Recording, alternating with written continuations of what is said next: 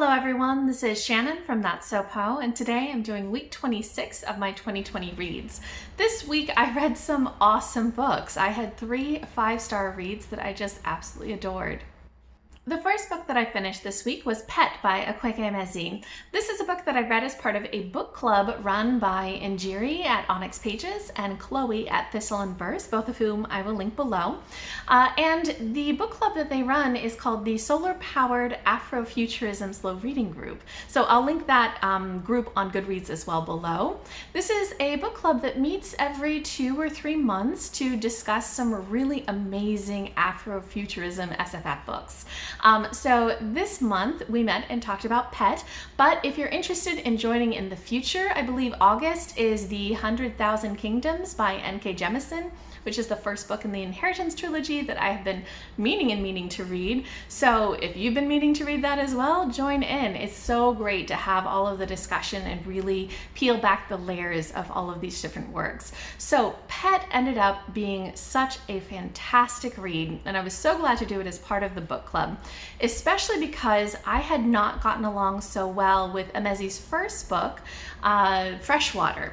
That book had been a little overwhelming for me in terms of just the cruelty and just very difficult content matter, but Pet is a YA novel, and so it is much more gentle, even though it still addresses a lot of really kind of difficult themes. So this story takes place in sort of a near-ish future, but in this future, sort of a utopia has been created where angels have come and they have rid the world of monsters, and monsters no longer exist according to everybody who lives in this new future, except that there is a girl, Jam, who sort of discovers that maybe monsters still do exist, just nobody wants to acknowledge them.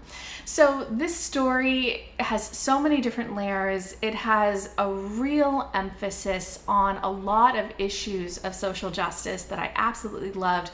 Just questions of what kinds of societies do we want to build? How do we make a good society? And what happens if we find out there's a flaw in that society?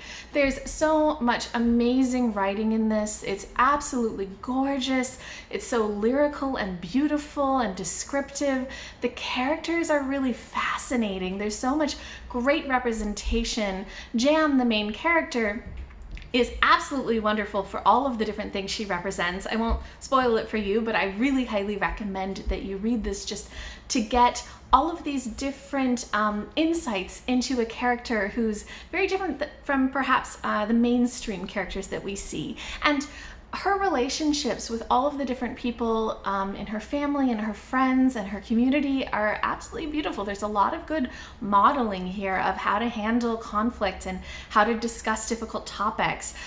There are quite a few things in this, though, that are probably worth knowing about in terms of content warnings. Most importantly, there are some issues of child sexual abuse. So if you go in, know that is there, although it is not, explicit on page. But it's just such a great book in terms of beautiful writing and excellent kind of fantastical imagery and ideas of what a future could be. It's just very, very good in terms of speculative fiction, in terms of writing, and just kind of satisfied so many things that I look for in a book. If you want to know more details about this, I'm going to link a couple of reviews below. Njeri at ONYX Pages did one, and also Seji at the Artisan Geek did one. So you can check both of those out below if you'd like to hear some Black booktubers talking about their thoughts about it. But I really highly recommend Pet. I got so much out of it, and I gave it 5 out of 5 stars. Next, I finished The Lady's Guide to Celestial Mechanics by Olivia Waite. This is, I believe, a Regency romance that is a female-female relationship, and it was lovely. I'd heard really good things about this from a bunch of different people, so I went in with reasonably high expectations, and they were totally met. This was gorgeous. I definitely love historical romances, but this one did that thing that I absolutely love in romances, where it also tackled really important social issues and personal issues. So the storyline is that there is an astronomer, Lucy, whose father is an astronomer, and she has been doing a lot of his work. but isn't recognized for it, and he passes away. There is also Lady Moth, who is a countess, and her husband was also involved in astronomy and had corresponded with Lucy's father. So when Lucy's father passes away, Lucy goes to the countess to try to see if she can get her to become a patron and allow her to translate a great work of astronomy from French into English. And in the course of this patronage, they also get to know one another and they fall in love, and it's very, very beautiful.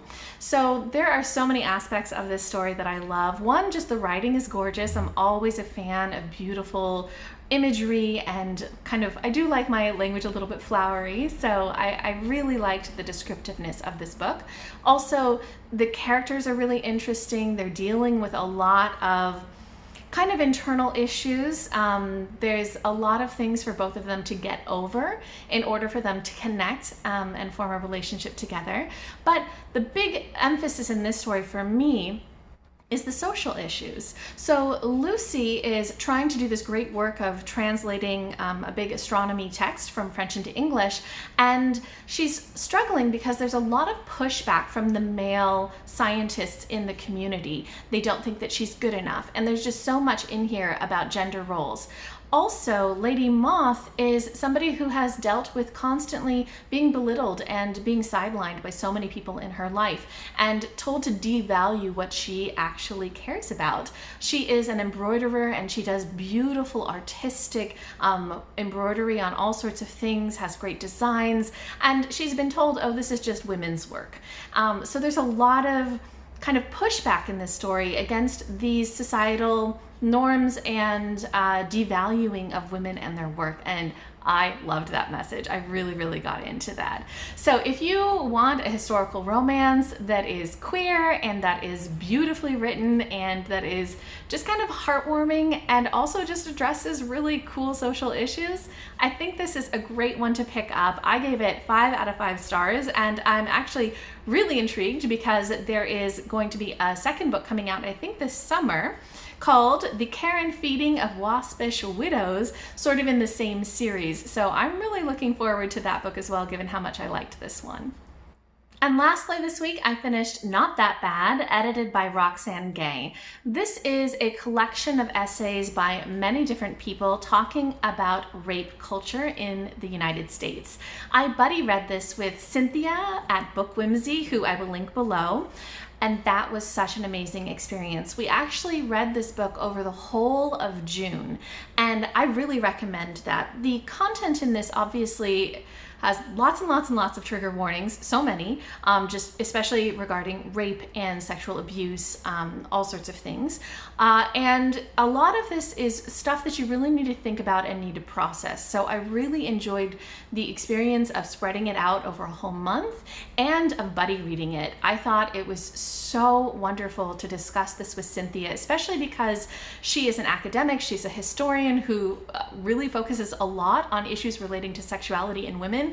So it was so awesome to get her insight into everything. We are planning to do a discussion together about a lot of the topics in this. So in the next couple of weeks, hopefully, I'll get that up on my channel. But just as an overview of what this book talks about, it gets a lot of different perspectives. So many, many different short essays in this collection of different facets of rape culture in the US. And this ranges from everything where, rape by a family member or rape while intoxicated at a party, to things that are maybe a little bit harder to define, things like being touched inappropriately, or somebody harassing you, or things that just feel like wrong, but you don't know how to term them, you don't know how to talk about them, and maybe society doesn't recognize fully how wrong they are. It also addresses some stuff that I think is really important and maybe even harder to talk about, which is the idea of the limits of consent. So a lot of these stories talk about the ways that we are taught that we don't always necessarily get to say no.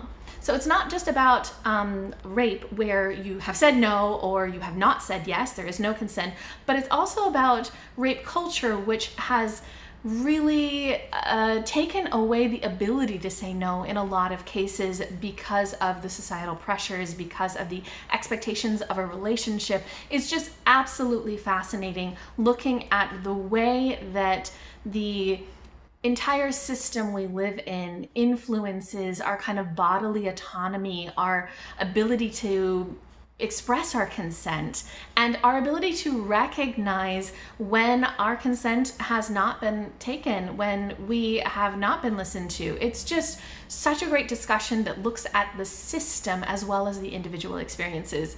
I thoroughly recommend this book. I think that there's so much to get out of it. It is a heavy topic, so go in knowing what's going to happen when you read it. If you want to hear even more about all of the themes and some of the insights that Cynthia and I gained, keep an eye out for that video, which I'll put up sometime soon. I definitely gave this 5 out of 5 stars, and I think it's one of those must-read books. Okay, so that wraps up week 26 for me. If you guys have read any of the books that I've mentioned, you have any thoughts, any comments, any recommendations for me, anything at all, go ahead and leave me a comment down below. I'd love to hear from you.